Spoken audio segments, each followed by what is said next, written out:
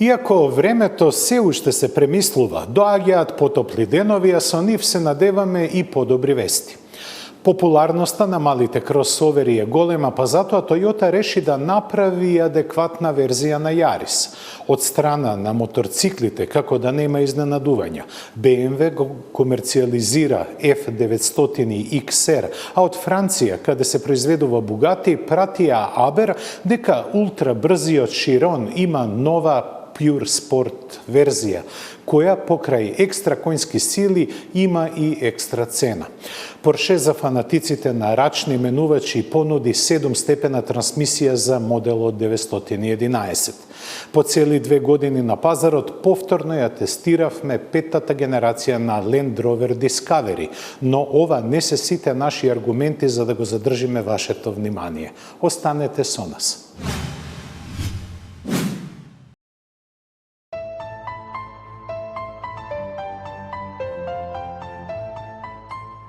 Автомобилската индустрија во Европа започна да се буди од принудниот сон. Работниците се враќаат на монтажните ленти, но купувачите се уште ги нема во салоните. Заради тоа недостига клучната алатка, директниот контакт со новите модели, за да може тие да се запознаат со нивните карактеристики. Предизвикот да се премости овој проблем до нормализирањето на состојбите сеат го реши со ангажирање на својот дизајнерски центар. Шпанците искористија неговата компјутерска моќ да креираат видео кое доста верно го доловува возењето на новиот Леон. На овој начин, секој потенцијален купувач виртуелно, без да го напушта својот дом, може да се запознае со внатрешноста на моделот кој наскоро ќе тргне во продажба. Неговите креатори за неа ќе кажат дека е атрактивно дизајнирана и исполнета со бројни технички иновации. Акцентот пред се е ставен на дигиталниот кокпит, дополнет со големиот централен дисплеј. Под него се наоѓа минијатурната рачка на автоматизираниот менувач, а возачот ќе биде задоволен и со спортски засечениот управувач. Квалитетот на материјалите и изработката е на ниво кое се очекува, а за попријатни патувања ќе се грижи и амбиенталното осветлување. Она што на снимките не може да се види се опременоста и безбројните асистенти, кои според очекувањата ќе крена цената на Леон на околу 20.000 евра.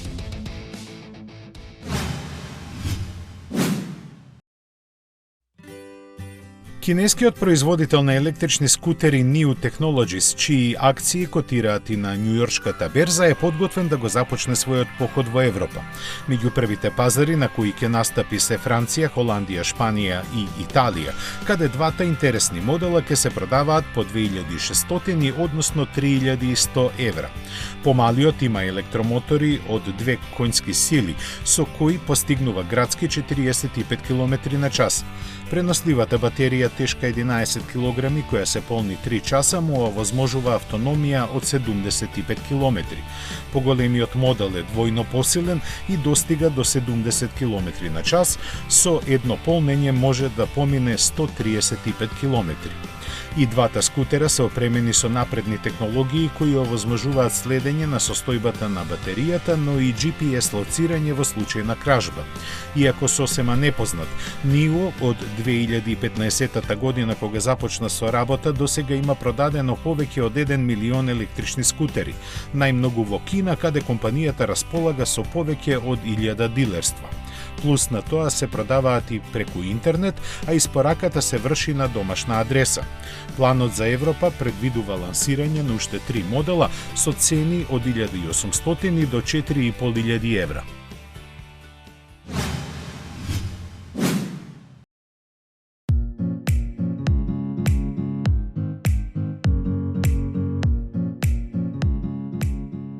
Bugatti е марка која има само еден модел, но тој има толку верзии што е тешко да се следат. Затоа и кога пред некој месец мистериозно најавија нешто ново, јавноста веднаш започна со лицитирање што би можело да биде. Очекувано најмногу беа за тоа дека се работи за уште една скапа специјална изведба на Chiron, но меѓу нив малубројни беа оние кои ја погодија суштината. А таа е дека иако секој Bugatti е наменет само за ултимативните во барањата, Chiron Pure Sport е мал малку повеќе. Изведен со идеја да им се допадне на оние кои сакаат да возат и уживаат во тоа, овој болид има преработена механика со полесни тркала и со пирачки од титаниум кои му ја намалуваат тежината за 19 килограми. За да се добие на динамиката и ослонувањето му е потврдо, а модификувана е и електрониката. Моторот е истиот, но тој сега се врти малку повеќе. Менувачот е рекалибриран и со скратени преносни односи, а изгледот изменет за унапредување на аеродинамиката, која се подобрува и со задниот спойлер од карбон широк 1,9 метри. Сето тоа резултираше со подобра еластичност и секако поголема цена. Таа е поставена на 3,2 милиони евра без давачки, а предвидено е производство само на 16 примероци. Првиот ќе биде испорачан пред крајот на годинава.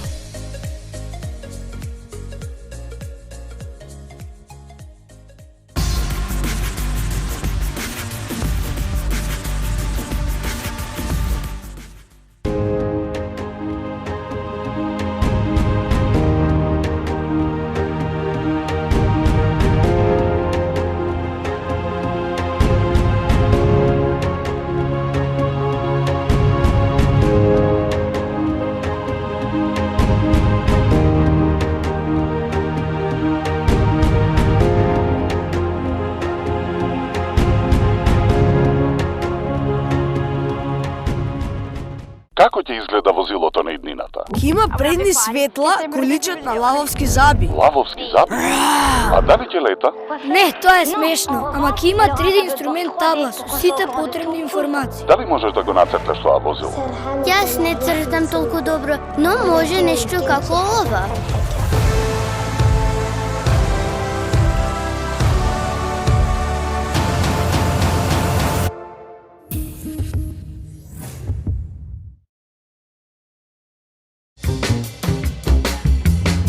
Твојот прв избор.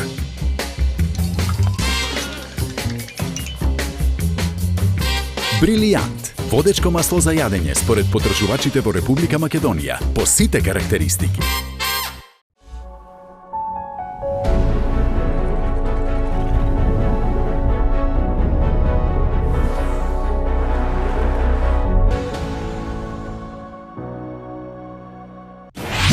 Метрополис, број 1 радиомрежа.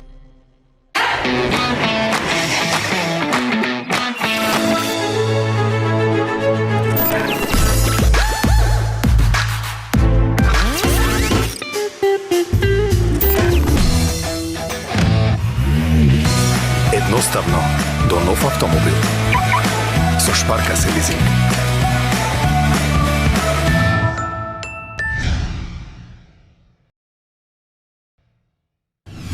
После повеќе години премислување, Toyota зачекори во сегментот на мали урбани кросовери.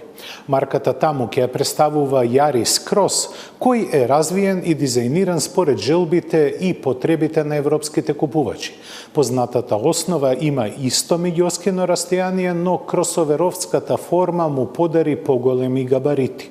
По должина порасна за 24 см, по широчина за 2, а по височина за 9 см.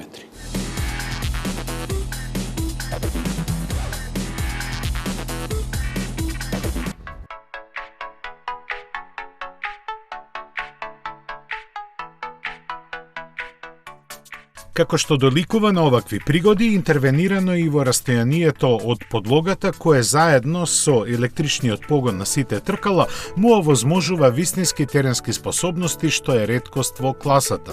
Тоа е постигнато благодарение на хибридната технологија од четвртата генерација, која испорачува 116 конски сили. Пакетот го заокружуваат бесстепената трансмисија и литиум-ионските батерии. Дизајнерски гледано, овој модел е нешто сосема ново во гамата на јапонскиот производител. Ке се најдат сличности и со Yaris и со останатите кросовери, но сепак неговите линии се уникатни. За жал, малку конзервативно воздржани, барем во споредба со поголемиот CHR. Слично е пристапено и во внатрешноста, каде приоритет е даден на практичноста. Затоа таму ќе сретнеме многу трендовски технологии и функционални решенија. Например, деливата задна клупа во сооднос 40-20-40 и отворањето на задната врата со мафтање на ногата под браникот.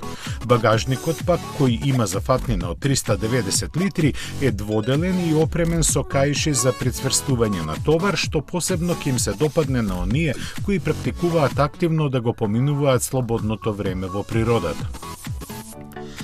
Toyota Yaris Cross за Европа ќе се произведува во Франција, од каде од средината на идната година се очекува да излегуваат годишно по 150.000 примероци.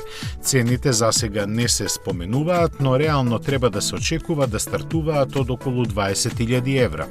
Пред тоа ќе биде понуден на јапонскиот пазар, каде ќе биде на располагање со 80 коњски бензински мотор без хибридна поддршка, спарен со мануелен менувач.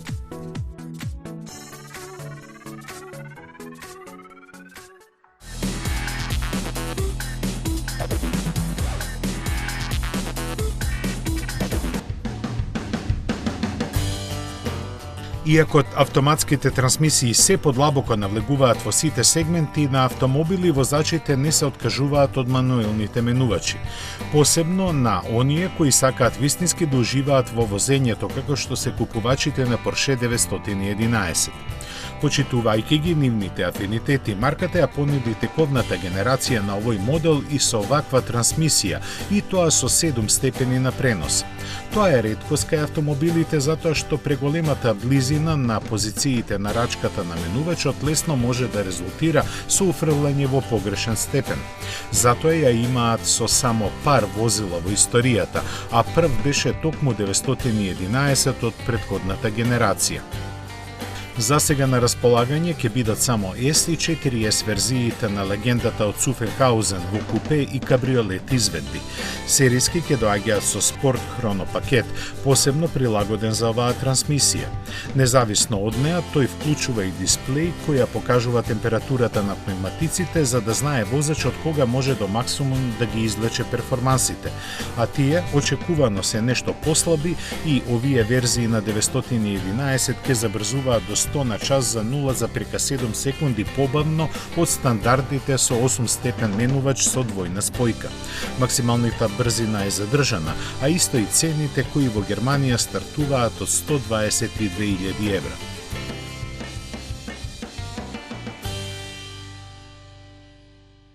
Chevrolet Spark не така одамна веќе не е присутен во Европа, но често се сретнува на нејзините улици и патишта. Тој се уште е во служба во нашата полиција, а далеку од тоа дека не се произведува.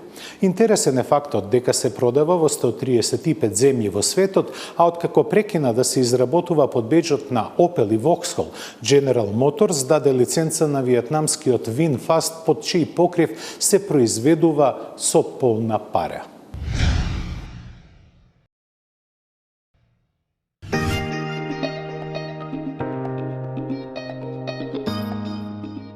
До пред помалку од една деценија работата на автомобилските производители беше далеку поедноставна. Требаше само да се направи модел со интересен дизајн кој ги задоволува барањата на купувачите и успехот беше загарантиран. Типичен доказ за тоа е Chevrolet Spark, кој едно време ја лансираше Македонија на светскиот врв на листата земји каде оваа марка има најголемо пазарно учество. Овој модел се појави во 2009 како директен наследник на Daewoo Matiz. Настана со синергија на глобалните ресурси на General Motors пред се германските и корејските. Имаше нова платформа, роднински поврзана со тогаш веќе претходната генерација на Opel Corsa. Дизајнот го доби од концептот Chevrolet Beat, представен 2 години пред тоа, која стекна својата слава во еден од филмовите на серијалите Transformers. Со тоа, сите предуслови за глобален настап беа исполнети и Spark тргна во освојувањето на планетата. После иницијалниот успех во Европа и Австралија стигна и до американското тло, каде купувачите му подарија неочекувано големо внимание. Некои нивни статистики велат дека пратките возила пристигнати од Јужна Кореја во просек чекале по само 6 дена во дилерствата на Шевроле пред да бидат распродадени. И на другите пазари предизвика значаен интерес кој резултираше со експериментирање со нови изведби, како што беа седанот и дизел верзијата во Индија и Јужна Америка. Еуфоријата отиде толку далеку што беше подготвена и електрична серија со автономија од 132 километри, која во Соединетите држави се нудеше се до представувањето на неговата нова генерација. А таа се појави токму во моментот кога Шевроле се повлече од европскиот пазар, каде овој модел со скромни дизајнерски измени продолжи да се продава под ознаките на Opel и Vauxhall. Иако со поголема цена, тој сепак успеа да ги задржи своите купувачи кои годишно изнесуваа околу 40 до 50.000. Се до лани, кога лицензно беше отстапен на виетнамскиот VinFast, каде го продолжи својот живот. Chevrolet Spark сега се продава во 135 земји ширум светот, меѓу кои и Америка, каде се нуди со 1,4 литарски мотор со 98 коњски сили и мануелен или безстепен континуиран менувач. Иако цената му стартува од нескромни $14,000, стигнува до 30,000 купувачи годишно. Дали сте се запрашале колку пари се влеваат во буџетите на државите врз основа на даночење на моторни возила? Кај нас, поради дополнителниот данок на моторни возила, цената на новите автомобили по сите основи се зголеми. Во повеќето членки на Европската Унија, од даночните служби се појавуваат фасцинантни суми. Со ова, најмалку сакаме да даваме нови идеи, но секако дека сакаме да ви информираме неговото височество автомобилот, со колкав удел ги полни касите на некои европски држави.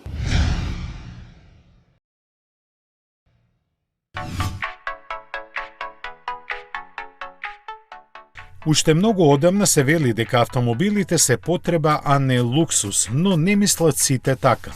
Посебно не во даночните служби кои од нив полнат добар процент на државните буџети.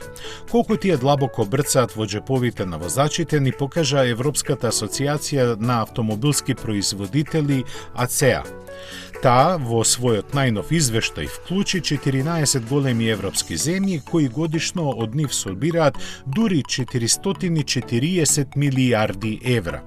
Земени в предвид се сите давачки, од оние при купување на возило преку разните даноци и такси што се плаќаат при регистрација или сервисирање до оптоварување на горивото што го трошат. Најмногу пари од возачите собира буџетот на Германија, дури 93 милијарди евра. Следат Франција и Италија со 84, односно 76 милијарди евра, додека заднив е Велика Британија со 54 милијарди. Во споредба со нив, другите анализирани земји се далеку поскромни и од возачите годишно собираат помеѓу 6 и 30 милијарди евра. Ако пак ги споредиме сумите што се влеваат во државните буџети со вкупниот број на возила во соодветните земји, ќе добиеме доста интересни бројки. Според нив, даночниците во Белгија на возачите таму годишно во просек им собираат по дури 3570 евра. Изненадувачки скапо плаќаат и во Финска и Ирска по околу 3000 евра. Блиску е и Австрија со 2860 евра, додека најскромен во тој поглед е буџетот на Шпанија со 1240 евра приходи од секое возило во земјата. На златната средина со наплатени во просек околу 2000 евра се Германија, Италија и Португалија. Нормално статистика за вакво нешто кај нас нема. Ако е за утеха, освен во споменатите 14, нема ни во останатите земји од Европската Унија.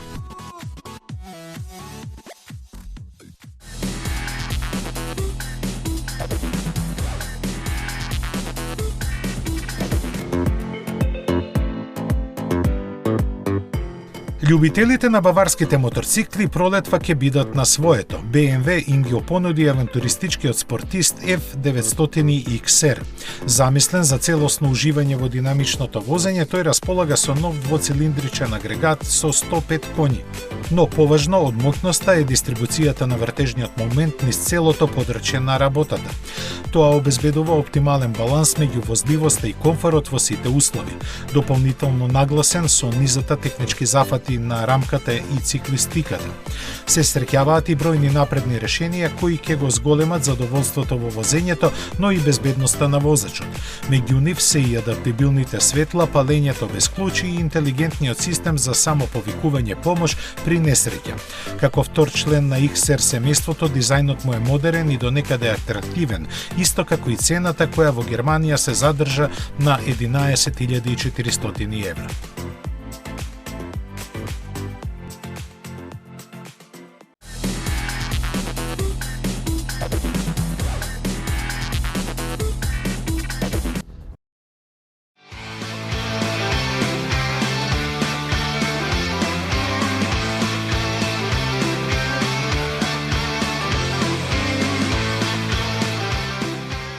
Добар ден! Денеска се соочуваме со петата генерација на Land Rover Discovery.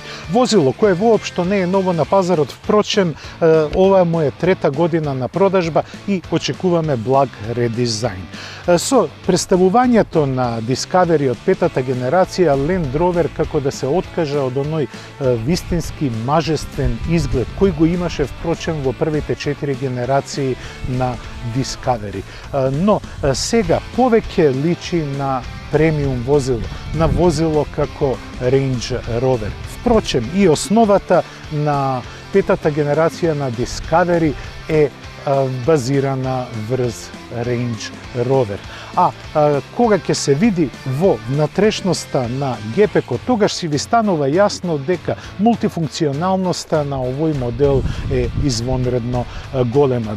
Дури има и верзии со трет седишта, но мислам дека тоа е потполно непотребно, бидејќи оној што го купува Discovery од петата генерација го купува не само за уживање на теренот, туку и за уживање во самата внатрешност. На задната клупа има доволно простор за уживање и за возење на долги релации.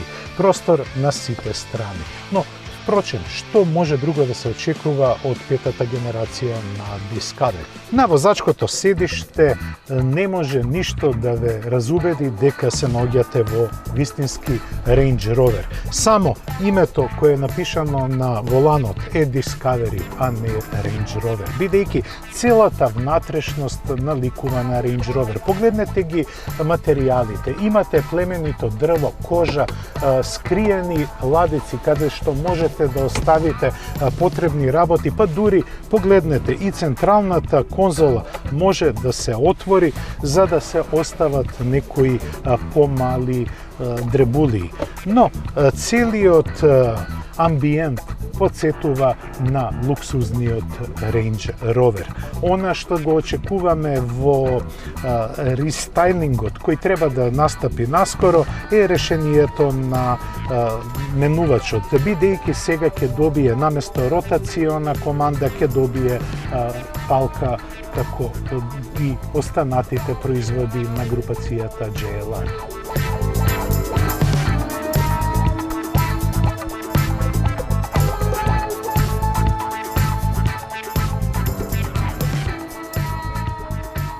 И зад управувачот на Discovery нема изненадување. Зошто? Затоа што е направен да биде како летечки килим. Воздушно подпирање кое ги амортизира сите нерамнини на патот е извонредно, а управливоста е на завидно ниво.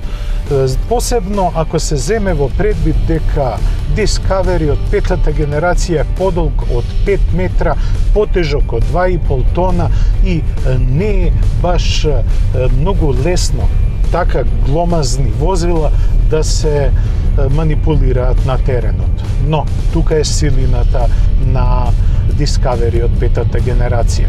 Токму на теренот, бидејќи од мое искуство, а имам големо искуство со Land и Range Rover во возење на офроуд, можам да кажам дека за него пречка не постои. На денешниот терен што го возиме, не можам да кажам дека има некоја возбуда. Напротив, се е едноставно и се поминува онака како што би замислиле дека една супериорна теренска машина може да направи. Петата генерација на Land Rover Discovery ви овозможува огромна автономија и слобода на возење на терен. Со него имате 5 модуси на возење и плюс подигнување на пневматската суспензија, како и блокада на диференцијалите. Но на теренот на кого ние го возиме, тоа е апсолутно непотребно, бидејќи сите овие пречки што ги гледате ги поминува во модот на возење наречен нормал. Дури и оние поголеми и пострмни нагиби многу лесно ги форсира. Впрочем, петата генерација на Discovery ја дели основата од супериорниот Range Rover. Па затоа за него како да не постојат пречки на теренот. Но, како што реков, ова не е терен со кого можете да го предизвикате Discovery до неговите крајни можности. Она што ми се допаѓа во него е престојот. Без оглед дали се наоѓате на асфалт, макадам или пак на офроуд, удобноста е супериорна. Исто така и управливоста, бидејќи, како што реков, не е лесно да се прецизно да се управува 2,5 тони тешка машина која, рака на срце, има перманентен погон на сите тркала и не може да ве остави во незавидна позиција. Она што многу ми се свиѓа кај тестираниот модел е неговиот мотор. Опремен е со вистинскиот V6 3-литерски турбодизел кој развива 306 коњски сили, сосема доволни, бргу да се наполни 8-степениот менувач и да може да се манипулира онака како што сака возачот. А електрониката не ви дозволува многу да збеснувате или да аздесувате, туку да уживате во возењето, како што јас сега и правам. Возам со брзина поголема од 70 км на час, а каросеријата спие. Силната страна на Discovery е што лесно, ама навистина лесно, можете да isforsирате било каков терен. Ние тоа нема да го направиме. Ние само ќе поминеме онаму кај што сме поминале и со други теренски возила. Но со Discovery ова е како да се играте со кукли. Навистина, с било кој ниспон не може да ја поремети стабилноста и тракцијата, а можете да поминете буквално каде сакате. Немојте да ве понесе еланот и да се обидете да ги предизвикате законите на физиката. Тоа не би било најдобро ниту за вас, ниту за возилото. Што да се каже за петата генерација на Discovery? Јас сум прилично конзервативен кога зборуваме за изгледот. Мене најубавиот Discovery ми беше четвртата генерација, бидејќи ги имаше сите оние контури какви што треба да има едно вистинско теренско возило. Кога прв пат го видов Discovery 5, бев помалку разочаран, бидејќи доби малку женствени, малку нежни облини кои повеќе кореспондира со градска средина, а не со терен. Но сепак неговите можности се во рамките на неговата марка, значи супериорни.